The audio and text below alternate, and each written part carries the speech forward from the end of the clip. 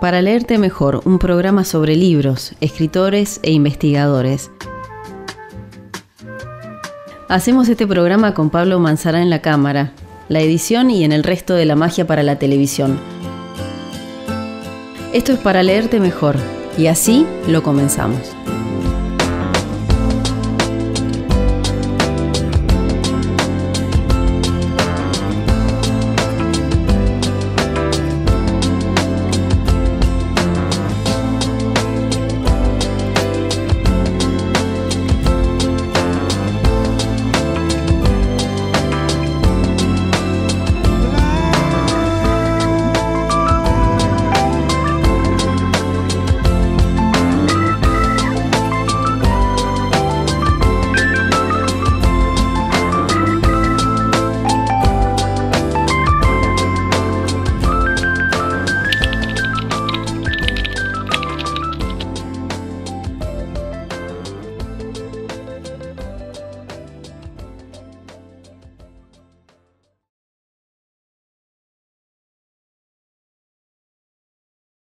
Bienvenidos a Para Leerte Mejor. Esta noche vamos a charlar con el antropólogo Jorge Kuhlemeyer, que además tiene formación en arqueología, sobre su libro La danza de los diablos, los usos del patrimonio cultural.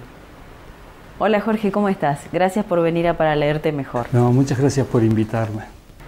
El libro es muy atractivo, por un lado, por el título que tiene, refiriéndose a la danza de los diablos, pero también respecto de la tapa, que es bellísima y muy colorida. Sí, realmente estoy muy contento de la oportunidad que me ha ofrecido Paula Cardoso al ofrecerme de manera muy generosa sus pinturas para que sean tapa de este libro. He tenido mucha suerte en ese sentido y creo que sí que es seguramente de lo más destacado del libro, la tapa, o sea, el diseño está muy bien logrado. Yendo al contenido del libro, Jorge, vos utilizaste como disparador, digamos, para este ensayo, un conflicto entre Bolivia y Perú por la danza de la Diablada, que se produjo en el año 2009 a partir de un concurso de belleza, a partir de la utilización del vestuario de la Diablada. Contanos, ¿qué es la Diablada? ¿Qué implica? Bueno, la Diablada es una danza que se practica de una manera que es comunitaria y tiene que ver con lo sacro, con lo pagano, con lo festivo, con un montón de situaciones. En el caso particular de Oruro, tiene que ver con el carnaval, pero en la propia Bolivia está a lo largo del año, hay más de 40 oportunidades que se celebran danzas de los diablos, o que tienen que ver con diablos, distintos tipos de danza. Y en toda América también, a lo largo del año, en muy diferentes oportunidades, se celebra la Diablada, y hoy en día existen grupos que, si se los contrata, van a bailar la Diablada a distintos lugares. Es decir, no es solamente el carnaval de Oruro, sino que en muchísimos lugares y en muchas oportunidades a lo largo del año se celebra algún tipo de danza de los diablos. Y bueno, se trata de una danza que es un espectáculo. O sea, no es como el carnaval con donde puede participar cualquiera o entrar a danzar cualquier persona, sino que requiere una preparación que lleva mucho tiempo y una inversión en los trajes y en tiempo, lo cual significa generar vínculos sociales que son muy importantes para quienes participan de esta actividad. Lo que implica muchas cosas. Bueno, y aquí el conflicto es quién es el dueño, quién es el propietario patrimonial en un principio es una disputa entre Bolivia y Perú, porque una candidata a reina de belleza por el certamen de Miss Universo en el año 2009 se presentó con el traje de la Diablada y Bolivia protestó. Y a partir de eso la candidata se llama Karen Schwarz, y bueno, a partir de eso se generó una disputa de muy grandes dimensiones y muchas implicancias que sigue hasta el día de hoy. Ajá. En la actualidad, por ejemplo, nosotros tenemos en estos días en Puno, la ciudad peruana, presentó la candidatura para que la fiesta de la Candelaria sea declarado Patrimonio Inmaterial de la Humanidad. Y eso despertó reacciones muy fuertes en contra por parte de representantes gubernamentales y de la comunidad boliviana. Es una cosa, un conflicto de estos días, de noviembre de 2014. Uh-huh. Y pues, el conflicto, la disputa ha tenido continuidad desde entonces. En todo lo que implica la Diablada aparecen la música, la vestimenta, la danza. ¿Tienen el mismo origen en el caso de Perú y Bolivia? ¿Es un origen común? Y depende cómo se lo quiera ver, es decir, cómo se lo observe. O sea, justamente en eso consiste la disputa. Algunos ven muchos elementos prehispánicos, otros dicen, ¿no?, que tienen básicamente que ver con lo que trajeron los europeos, en particular los españoles. Otros dicen que, bueno, Bolivia era parte del Alto Perú y formaba parte de Perú. Claro. Otros dicen que son... o sea, hay muchos factores que hacen a la discusión sobre si tiene un mismo origen. Por ejemplo, para muchos la Diablada en Perú sería una cuestión muy reciente, al punto tal que para los años 60 hay un artículo periodístico que se toma mucho como referencia en un periódico de Puno, uh-huh, en el cual se sienten molestos por la llegada de esta danza con la música que no sería propia del patrimonio folclórico peruano. Ajá. Entonces... le daría razón a los argumentos bolivianos, digamos. Claro. Recién estabas hablando de los artículos periodísticos que utilizaste. ¿Los utilizaste a manera de contextualización de la situación que investigaste? Y me preguntaba si en otras ocasiones, en otras investigaciones, recurriste a los artículos, a la actividad periodística para poder trabajar. No, esta es una investigación muy particular, en este caso, porque está referida al patrimonio. De manera cotidiana, es decir, día a día sale información que refleja este conflicto en los periódicos básicamente de Perú y Bolivia.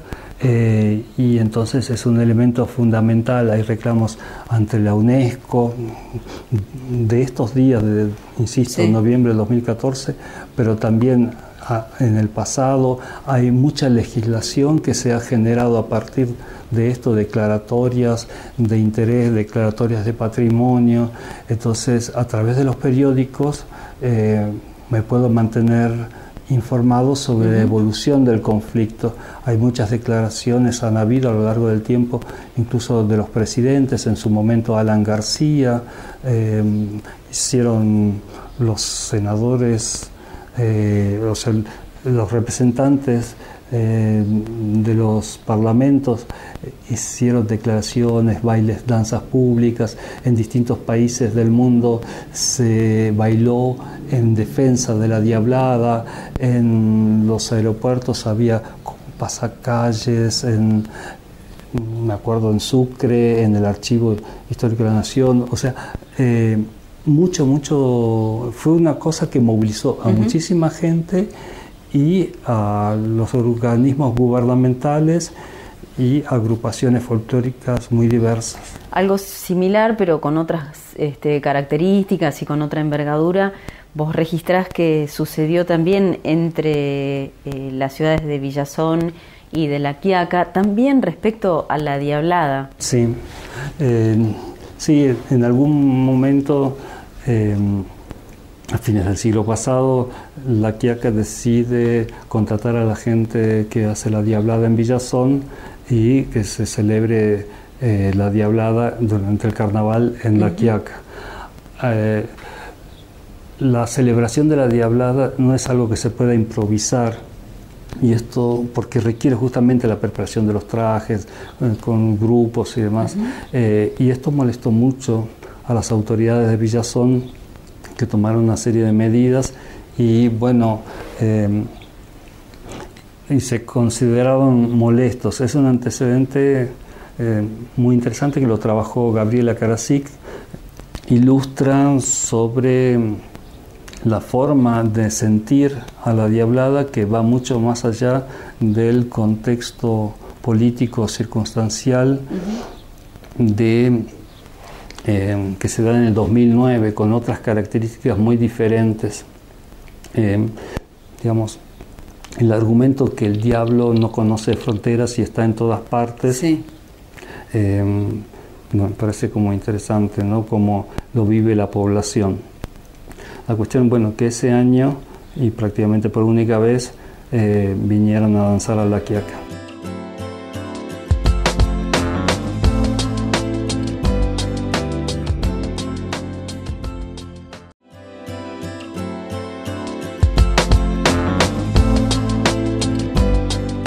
A partir de todo lo que nos estás contando, me pregunto de quién es la Diablada, de quién es el patrimonio y qué lugar ocupa o cómo funciona ahí la identidad, lo nacional, la política.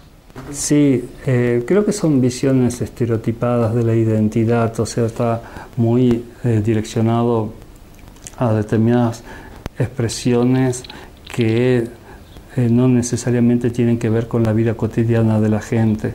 Por otra parte, nos muestra el lugar central que tiene en la vida de los pueblos, de los estados-nación, el patrimonio, qué es lo que hay en juego, o sea, el nuevo espacio que a partir prácticamente de los años 80 del siglo pasado a nivel mundial, global, va adquiriendo lo que es el patrimonio. Es decir, es un protagonismo que no tiene precedentes y es una ampliación de lo que es el concepto del patrimonio muy, muy importante.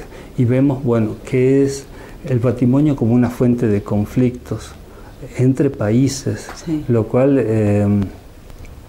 digamos, es nuevo. O sea, son nuevos campos de disputa que tienen que ver con lo simbólico, que en el pasado eran difícil de imaginar que iba a suceder algo de esto, y arrastran, es una cosa muy difícil de manejar, ¿no? O sea, que arrastran una serie de conflictos que son que tienen raíces históricas muy profundas, y una serie de factores.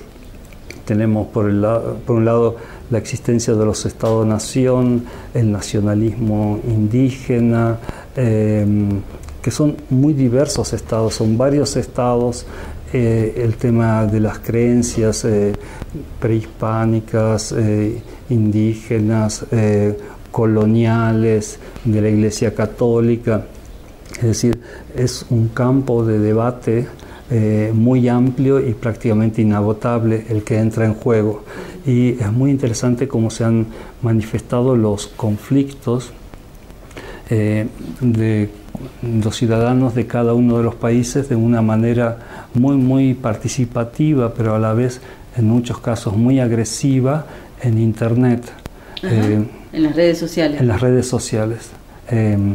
Es increíble esa disputa. Y hay los que participan en estas redes sociales, en los debates, que, como digo, son muy, muy numerosos, muy extensos los debates, pero también llamativamente agresivos, y recurren a los elementos históricos, a los antiguos conflictos históricos, que van desde la Confederación Peruano-Boliviana, a la Guerra del Pacífico. Hay muchas cosas que muy fuertes, que salen a flote, que están Ajá. vivas, que donde el conflicto por la diablada es algo circunstancial. Y en ese campo de conflictos yo veo que también Jujuy se integra a esa Ajá. historia.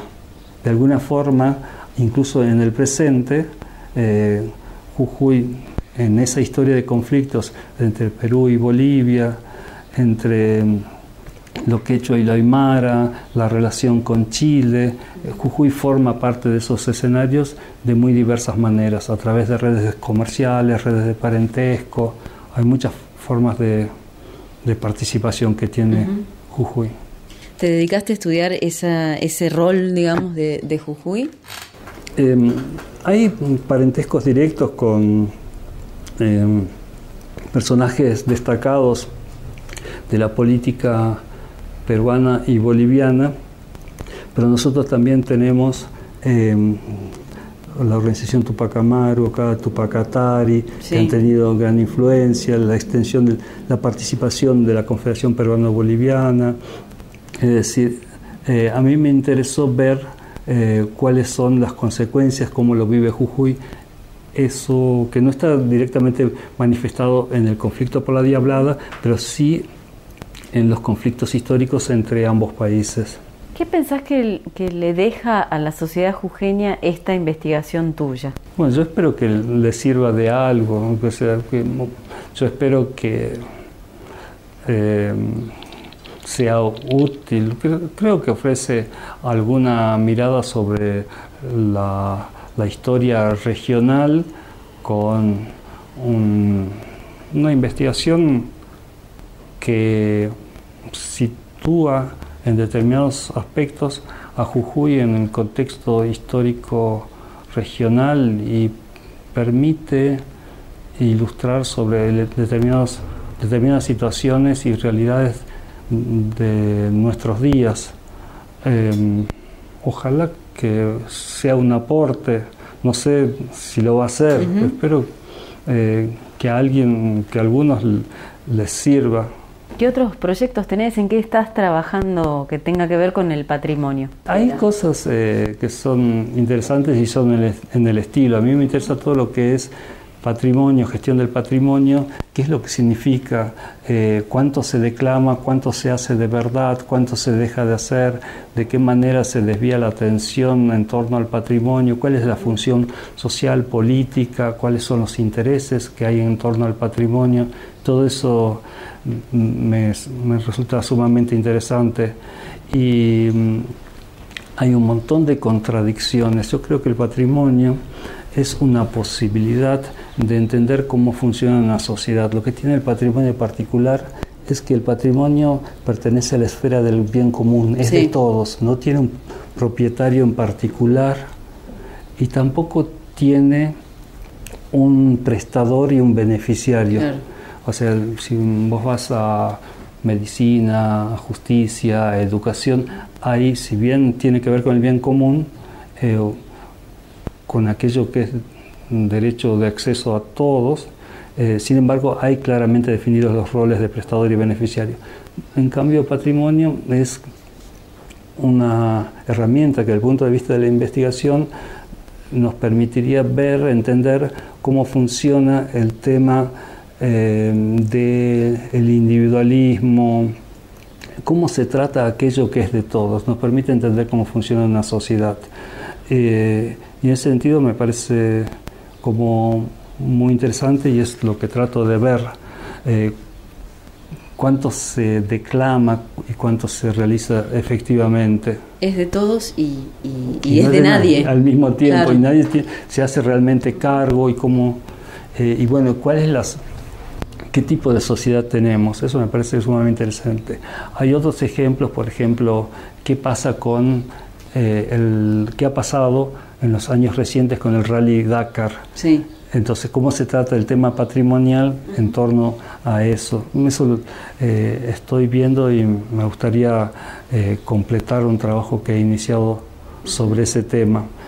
Pero en general me parece eso como el centro. Yo soy arqueólogo de formación y me